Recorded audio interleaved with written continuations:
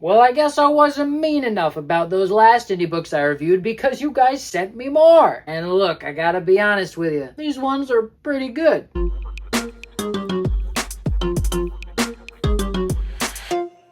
Howdy, I'm Kurt Williams, and today we're looking at 3 more indie comics that y'all sent to me to review. Yes, I'm gonna be honest about how I feel about these comics, but keep in mind, just like I said in the last video, it is an accomplishment just to make a comic and put it out. It's a ton of work to make one of these things, so congratulations to everybody who made them and everybody who sent them in to me for me to look at, because that is a very vulnerable, very difficult thing to do. The first one I want to look at is this compilation magazine called Saturday AM Mashup, or maybe it's supposed to be pronounced Saturday Morning Mashup. This is work done by a bunch of indie artists under the umbrella name of the Key Fam Network. And if that reminds you of Ed Piskor and Jim Rugg's channel, it's because it is directly inspired by them. In fact, their mantra as a group is make more comics, just like Ed Piskor said, which sounds a lot to me like fail faster. I say this all the time: if you want to get good at art, if you want to leave your mark on the world, you have to get comfortable with failing faster. The first thing you make isn't going to be the best thing you make. The second thing you make is also not the best thing you're going to make. The spirit of creativity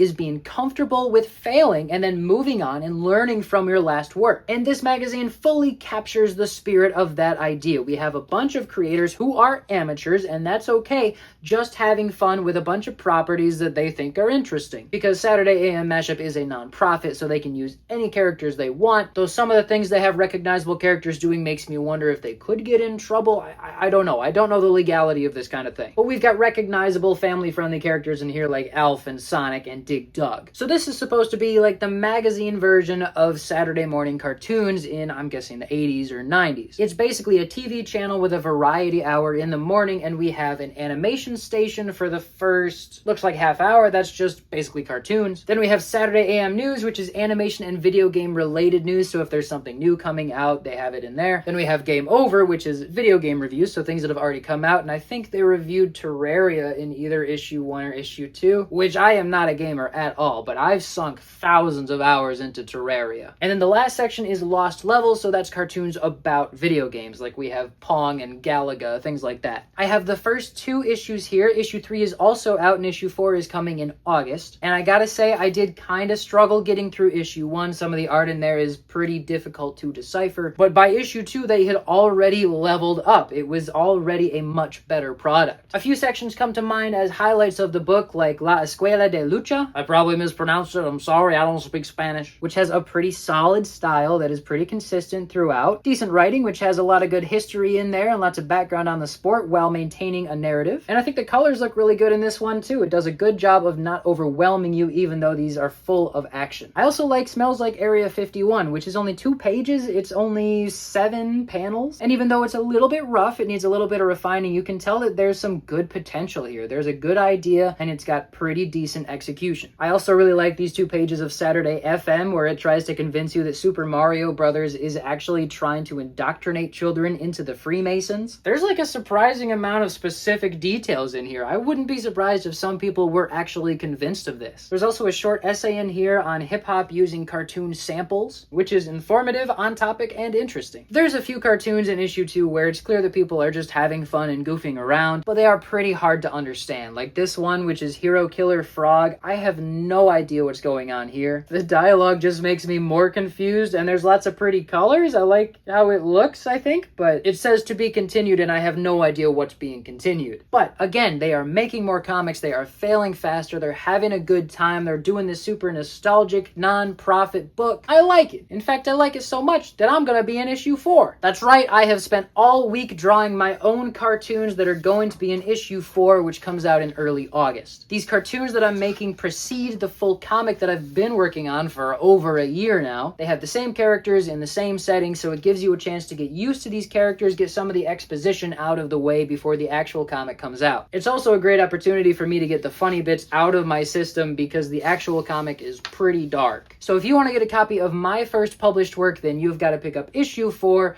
of Saturday AM Mashup, which is going to be available in early August, and I'll leave a link to it in the description. The next book I want to show you is called Sundays in Space by Dan Goodwin with color work by Giovanna Plata. I was very impressed by this comic, not just by the fact that he sent me 7 issues of it, but by the strength and consistency of the style in this series, as well as the cohesiveness of the overall package. This style is way over the top cartoony. We have a bunch of like animals, but they're humanoid as characters, and some of them are not animals. I don't know what's going on there, but there is a crazy amount of energy and detail packed into every single panel in every single issue. In fact, it can be a little bit overwhelming and kind of hard to tell what's going on sometimes, at least at first glance. But if you are looking for an energy drink that's made of comic book, then this is going to satisfy that craving. What's most pleasing to me in this art style is how strong and purposeful every single line is. We don't have none of that sissy, sketchy looking line work where it looks like they just didn't know what line they wanted, so they tried all of the lines until they found one that maybe worked in the middle of it all. No. Every single line in this book has a job to do, and it does it, and it has a very consistent thickness of line throughout the life of that line. It's clean, it has rules, and it sticks to it just like a professional cartoon on television. We also have these cool title pages before every story, so it feels like you're watching a few episodes of something. There's a ton of flavor, a ton of world building. I really love that they have very specific details in this world, but we also have like purposefully stupid world building details, like they're in space, so they have their own vocabulary that a lot of these characters are using because it's supposed to be this whole other world, but sometimes that other vocabulary just means putting space in front of regular words, which is stupid, but it's done to just the right amount where it's obviously stupid and it makes it so funny. Like they have to go to the space bank, or they say space, yeah. That's dumb,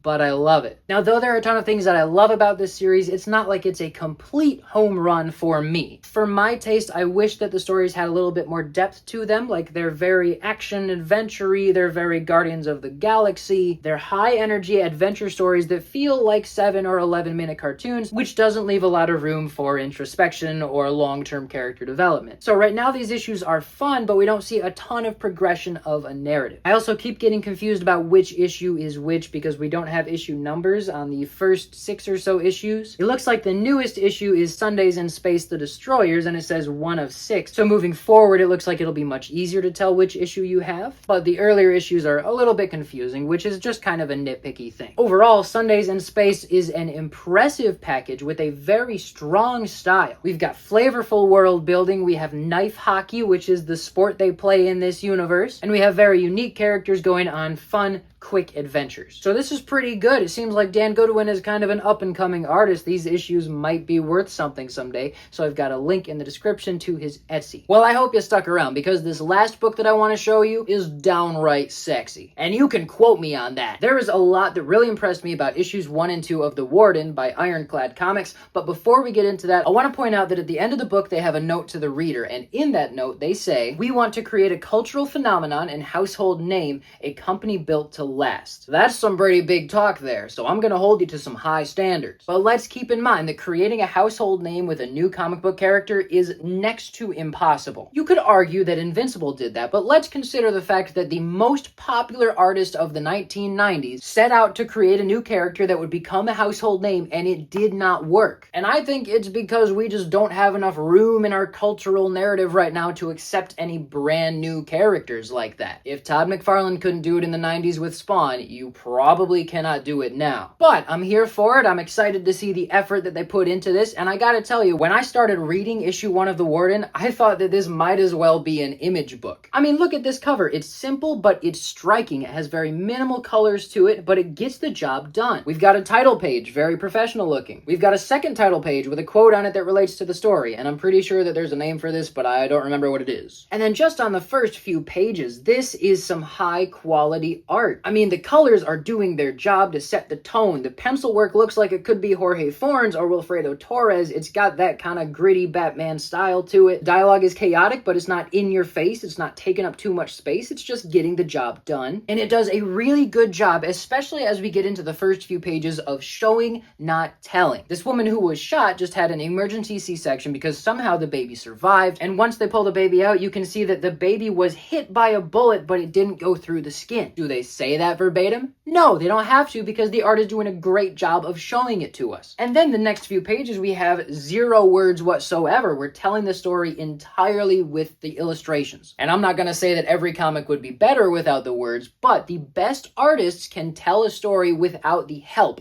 of any words. So I gotta say, I was pretty taken by this book. I was loving it for the first 9 pages. On the 10th page, we started to get into some stuff that made it feel more like an amateur work, not so much a professional work. And I'm gonna be nitpicky here, but like I said, I'm holding them to high expectations. Page 10, we have this scene where a journalist and an FBI agent are waking up and getting ready to go to work together. First 2 panels are just fine. The 3rd panel is okay. I think that amount of dialogue is fine, but I don't think that the illustration is doing a good job of capturing that moment. Panel 4 is good art, but when she says, "Hey, we're almost out of toothpaste," there's no period. And that is important. That period is very important because, yes, sometimes people will leave punctuation off of the end of a sentence, especially in like comic strips, when a character just makes a sound or when somebody says a sentence with absolutely no emotion. So that's a thing. I'm willing to recognize that that is a thing. But you never really see that in this genre, so it just kind of sticks out like a sore thumb. It makes it look like you just forgot to put a period in, like you didn't have somebody proofread the script. And you know, if it was just that one time, then I would probably say it was just a stylistic choice. No big deal, not my cup of tea, whatever. But then in the last panel on the page, we have this really stiff dialogue. We have another word bubble with no period, and we have this art that just gives me a gross feeling. Like, look at her face. The problem with this face is that we have full contours of both of her lips, we have full contours of her eyes, and we have those stupid lines that connect the nostrils to your lips. Let me tell you, I've seen a lot of Kickstarter projects, I'm in a lot of comic creator groups on Facebook, I see a lot of amateur work. The thing that irritates me the most about amateur work is when people draw the full contour of the lips and the full contour of the eyes, and the only detail that they put on someone's face is these lines that go from the nostrils to your lips. If you want to make someone look ugly, do that. It does not communicate emotion. It does not give you a complex facial expression. It makes it look like you just put a picture on there and then traced it, which is the main reason that I don't like that comic series Local Man, which won Eisner's, right? But I'm pretty sure that Seeley literally took pictures and then traced them, and it's because of that that the people don't look natural. Just because you have the right proportions does not mean that you have managed to draw a realistic person. So anyway, page 10 is where I said, ooh, I don't know about this. The next page of dialogue between these 2 characters is just as stiff, just as uncomfortable. We're missing a couple more periods. Especially the last panel on page 11 is like, oh no, that was totally unnecessary. And then I think the dialogue gets a little bit better and then stays there throughout the end of issue 1, and issue 2 I don't have as many problems with. And besides, the stiff dialogue is easy to overlook when you consider how fantastically paced these issues are. Every scene has as much time as it needs. We have a lot of time to build suspense before the big reveal at the end of issue 2. It almost feels like it was plotted by Brian Michael Bendis. It has the same kind of pacing as one of his stories. The main character, the Warden, is somebody that we don't really spend a ton of time with. It's more like we see him just enough to have a vague idea of what's going on in the story, but most of our time is spent with the people who are experiencing the things that he causes. So we have excellent pacing, we have excellent sense of build-up, we have excellent characters who are well fleshed out. There's a scene in issue 1 where we're showing how the main character is processing these big emotions he has, and the idea is a good one. I'm glad that the scene exists, but I think that the artist kind of made a few mistakes on that page. So we have the main character, the Warden, who is a prison security guard by day, walking into the locker room after breaking up a fight. He's really upset, you can see that he's upset, and you can see that he goes to punch the locker to release some anger. However, let's pause to take a look at my own arm here. So here we have arm bits and then hand bits right here, right? And you can see it bends right here where the arm bit meets the hand bit. It doesn't bend way over here like it's bending in that panel. So that threw me off a little bit. And then the next couple panels are fine. We get a close-up on his fist so that we see that he still wants to punch something, but he doesn't. And then we have a transition from his angry face to his I'm letting it go face. And that's a good idea. But the angle changes between those 2 panels, and it's not enough of a change that we can feel like it's a totally different moment, but it's too much of a change for us to just focus on the subtle differences in his expression. It just feels like there wasn't a lot of vision being executed in those panels specifically. But again, I'm nitpicking here. And then another thing that I'd like to really quick nitpick in issue 2 is about halfway through we have this scene where this desk is magically walking away from the window. These 2 characters meet in an office, and you can see that the desk is pretty close to the window. And even a few panels later, you can see that this lady is sitting in a chair that's basically bumped up against the window. But then the second panel on the next page shows them a little bit farther away from the window, and then the panel right under that shows them even farther away from the window. And then on the next page, the desk is practically on the other side of the room, which doesn't break the illusion all that much, but I noticed it and I thought it was fun. I also noticed that it seems like in issue 2, maybe their printer got upgraded or something. The colors are stronger, the black is blacker. It feels a little bit more glossy, a little bit less organic texture, which I do prefer the organic texture myself, but most modern comics are pretty glossy. And then at the end of issue 2, we have this super cool fight scene, and we take plenty of time to get through it. We have lots of time to appreciate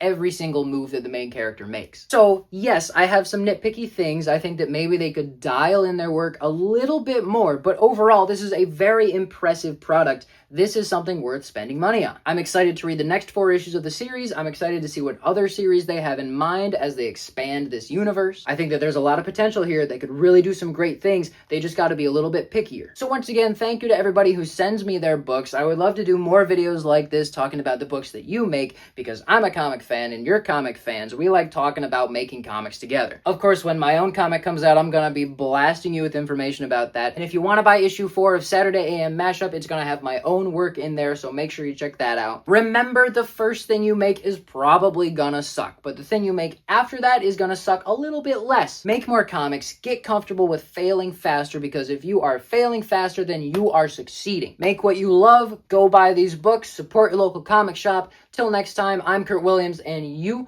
are somebody else.